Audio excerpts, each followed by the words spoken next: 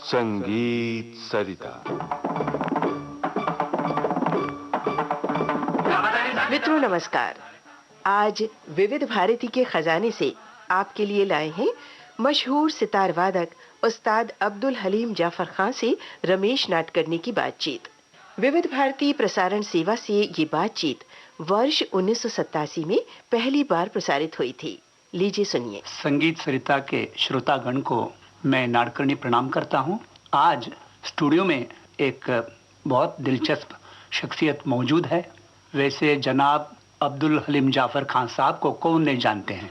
आपने सितार को काफ़ी लोकप्रिय किया और सितार के वादन शैली में आपका काफ़ी योगदान है, ये कहने की ज़रूरत नहीं है। आदाब खान साहब। नमस्कार।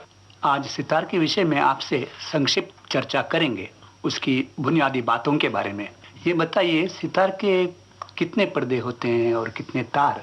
अब इस बारे में हम बहुत दूर तो नहीं जाएंगे कि जब 7 थे और 8 थे, फिर 12 हुए, 16 हुए। इस वक्त ये कितने किस्म के सितार राइज हैं, जैसे 17 पर्दों का और 20 पर्दों का और 22 पर्दों का। तो 17 पर्दों का जो सितार है वो मुश्ताक अली खान के घराने में बजता है और 20 तार का इंदौर और मैहर घराने में 20 पर्दों का, और 22 पर्दों का बलराम और मणिलाल नाग बजाते हैं। तो इस वक्त 17, 20 और 22 पर्दे ये प्रथा है। और तारों के बारे में यह है कि जो पूरब बाज से बजाते हैं सितार, वो बाज के तार 5 या 6 रखते हैं और बीनकार ढंग से जो बजाते हैं वो 7 तार रखते हैं। इस सितार को कंठ संगीत के ज्यादा नजदीक लाने के लिए आपने उसमें कुछ खोज की, ऐसे हमें लगता है। तो जिसको हम जाफर खानी बात कहते हैं, जी हाँ। उसके बारे में मैं जानना चाहता हूँ। जी हाँ, क्यों अभी तक प्रचलित जो थे वो मशीद खानी और रजा खानी थे। अब उसमें जो है मिजराबें फिक्स हैं, तय हैं, तयशुदा हैं। दिर दा रा दा दा रा, दिर दा रा दा दा रा। अब इनमें जो बोल आ जाएंगे सुर के, तो वो सुर तो बाज के हिसाब से मशीद खानी हो गया। मगर रागों की अपनी शक्ल अलग है। मिसाल के तौर पे अगर नायकी कांगड़ा नहीं गामा पा गामा रह जा रहे, अब ये दिर दा में कहाँ लाएंगे, उनकी मिजराब तय हैं, तो ये अंग उसका नहीं खुल सकता। इसलिए जाफर खानी बाज में हर मात्रा में ज्यादा डिटेल्स। जी हाँ, डिटेल्स आती जाए। और भरना तो वही 16 मात्रे हैं। मशीद खाने में भी 16 मात्रे भरे जाते हैं, जाफर खानी बाज में भी। आप जरा उसको इलस्ट्रेट करके बताएंगे? जी हाँ, जैसे मिसाल के तौर पे ये जो है, जब ये है मशीद खानी में,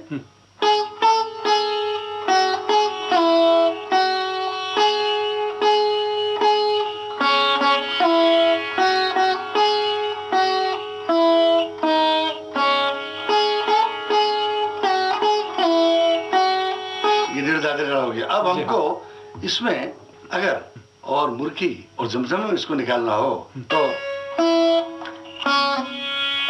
अब दिर, अब ये दिर दा में इतना निकल गया है, नहीं तो दिर दा।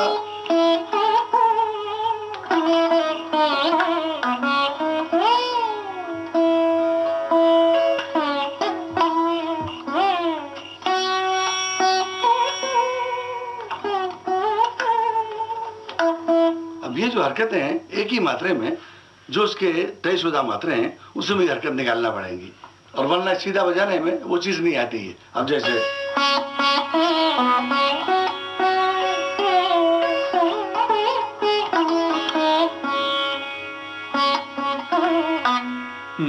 अब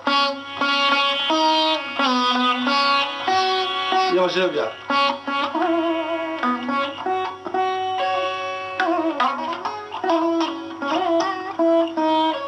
मतलब ये है कि उसको अच्छी तरह से बनाया जाए और जिस मुकाम पे भीम बिलास की ब्यूटी या उसकी खूबसूरती वो छुपने ना पाए, वरना वो बाज तो हो जाता है, वो सितार का बाज हो जाता है। तो आप जो उछट लड़ी जो बजा रहे हैं वो किस तरह से बजता है? उछट लड़ी में ऐसा है साहब कि लड़ी ये है, उसको कहते हैं कि जिसमें कोई सिलसिला टूटे नहीं। जी हाँ, तो उछट और जमजमे को मिला के उसकी डोरी को लंबी करते हुए चले जाएं। मिसाल के तौर पर अब ये है उछट और ये है जमजमा। अच्छा, और ये है उछट। उछट लड़ी जो है उसमें एक डोरी बन जाएगी, सिलसिला बन जाएगा, जिससे वो टूटेगा नहीं।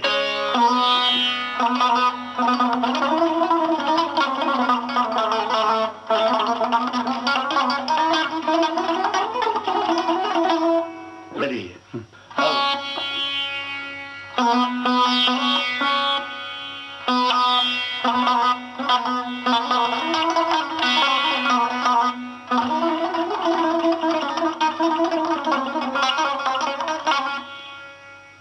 ये उछट लड़ी का है, ये जाफर खानी बाज का एक हिस्सा है। आप वो ज्यादा सप्तक भी ज्यादा दिखाते ना? जी हाँ, वो उसका नाम तो नहीं, वो हार्मोनिक्स जो है, हार्मोनिक्स के। जी हाँ, वो जो फर्ज कीजिए कि अब ये मंदिर में धेवत पर है उंगली, कोमल धेवत में। जी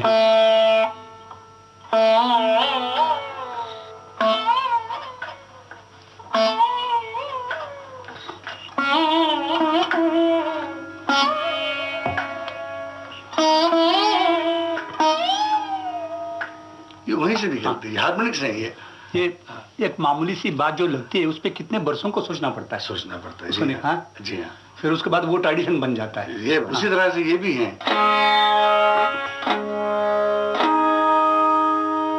अब इनको मैं बजाने में इस्तेमाल करता हूँ।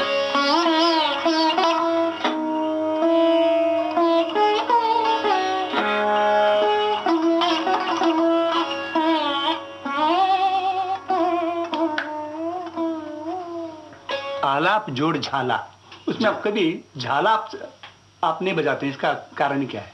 वो इस वजह से कि झाला जो है तो इतनी श्री जब होती तब भी बजाते हैं।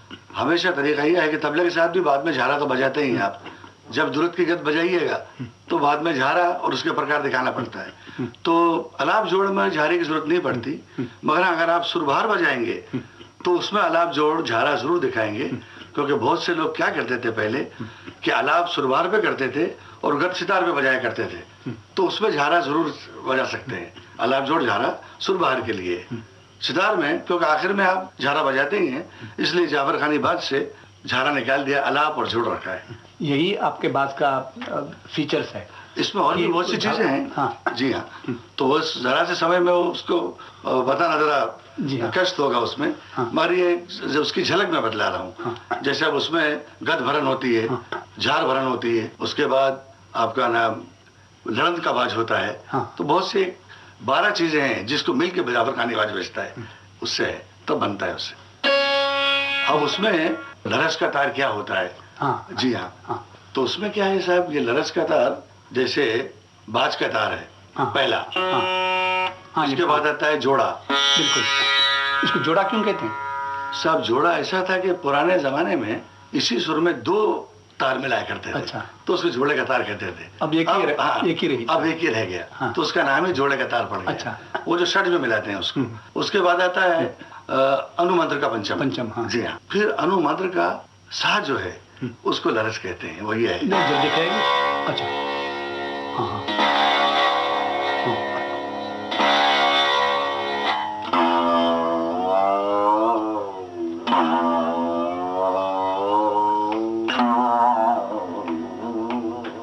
बिल्कुल बीन का टोन आ जाता है। हाँ जी। फिर आ जाता है मंत्र का सा। हाँ। और फिर मदरस्तान का सा। हाँ।